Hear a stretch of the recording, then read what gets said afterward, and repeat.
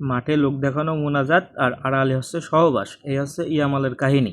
प्रमाण दाव प्रमाण दाव कैलेंडर की तरह उसे रोज रोज रोज चेंज करता है। कमर पतली हो जितनी भी मजा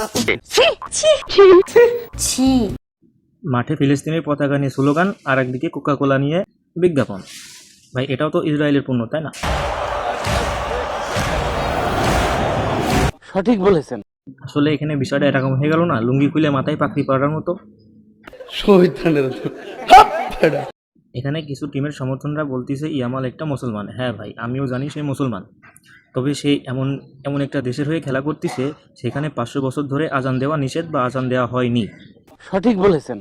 আরে ভাই, ফুটবল খেলাটাই তো হারাম। যেখানে হাঁটু বেরো করে খেলা করা হয় সেটা তো একটা হারামের দিক থেকেই যায়, তাই না? তো আমরা এখানে কেন একটা ধর্মকে টেনে আনবো, ইসলামকে টেনে আনবো? হ্যাঁ, ভালো লাগে খেলা দেখি, ওই পর্যন্তই শেষ। তবে এখানে ধর্ম টেনে আনা একটা বোকামি, আমি বলবো এটা বোকামি। তো গাইজ, ভিডিওটা এই পর্যন্তই শেষ। যদি ভিডিও ভালো লাগে তাহলে শেয়ার দিয়ে ফলো দিয়ে পাশে থাকবেন। ধন্যবাদ।